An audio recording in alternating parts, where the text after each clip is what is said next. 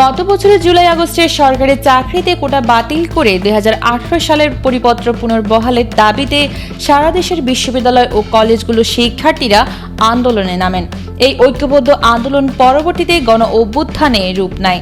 সরকার এই শান্তিপূর্ণ আন্দোলনকে দমন করতে হাজারো নিরস্ত্র মানুষের ওপর গুলি চালায়।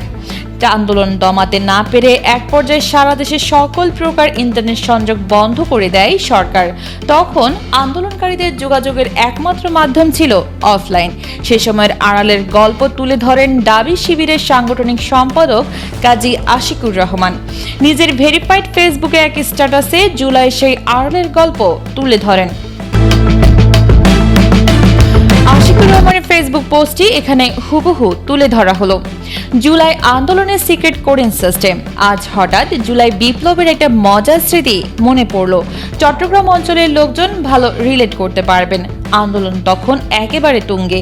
সকল প্রকার ইন্টারনেট সংযোগ সরকার বন্ধ করে দিয়েছে, তাই যোগাযোগের একমাত্র মাধ্যম হলো অফলাইন। তখন আন্দোলনের প্রয়োজনে এক প্রকার বাধ্য হয়ে কয়েকটা বাটন ফোনের মাধ্যমে আমরা সকল যোগাযোগ মেনটেন করতাম। যাই হোক, এমনই এক ক্রিটিক্যাল সময়ে একদিন ফরহাদ ভাইয়ের মোবাইলে একটা কল আসে। ভাই কলটা রিসিভ করেন এবং চট্টগ্রামের আঞ্চলিক ভাষায় বেশ কিছুক্ষণ কি যেন বললেন। আমার কাছে চট্টগ্রামের ভাষা আর চাইনিজ ভাষার মধ্যে কোনো পার্থক্য নেই, কারণ কোনোটাই আমি ভালো বুঝি না।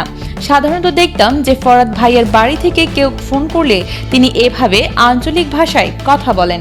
তা আমি জিজ্ঞেস করলাম, ভাই বাড়িতে কার সাথে কথা বললেন? ভাই বলল, বাড়ি থেকে না, সাদিক ভাইয়ের সাথে কথা বললাম। আমি মাথা চুলকাচ্ছিলাম, ভাবছি ঘটনা কি, কারণ ফরহাদ ভাইয়ের সাথে আমি অনেকদিন ধরে আছি, কিন্তু কখনো সাদিক ভাইয়ের সাথে এমন চট্টগ্রামের ভাষায় কথা বলতে দেখিনি। বললাম, ভাই আপনি সাদিক ভাইয়ের সাথে আবার কবে থেকে এই ভাষায় কথা বলা শুরু করলেন? বুঝলাম না। ফরহাদ ভাই মুচকি হাসি দিয়ে বললেন, যতটুকু সম্ভব সতর্ক থাকা আর কি। পরে বিষয়টা বুঝতে পেরে আমি একা একা কিছুক্ষণ হাসলাম। ভাবলাম যে মোবাইল ট্র্যাকিং এর দায়িত্বরত ব্যক্তি শুধু চট্টগ্রামের লোক না হলেই হবে, ওর বাপেরও ক্ষমতা নাই খুঁজে বের করা যে সাদিক ফরহাদ কি নিয়ে আলাপ করছে। এরপর থেকে যতদিন ইন্টারনেট ছিল না ততদিন মোবাইলে গুরুত্বপূর্ণ কোনো পলিসি নিয়ে আলাপ করার দরকার হলে তারা চট্টগ্রামের ভাষা ব্যবহার করতেন।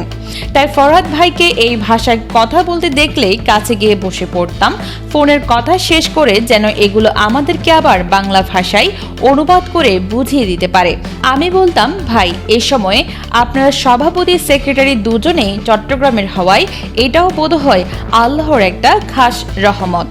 চট্টগ্রামের ভাষাকে আপনারা সিক্রেট কোডিং সিস্টেম বানিয়ে ফেলছেন। কি একটা অবস্থা! উপরের আলাপ থেকে আমরা বলতেই পারি যে জুলাই বিপ্লবের পলিসি মেকিংয়ে চট্টগ্রামের আঞ্চলিক ভাষারও একটা ভালো কন্ট্রিবিউশন ছিল।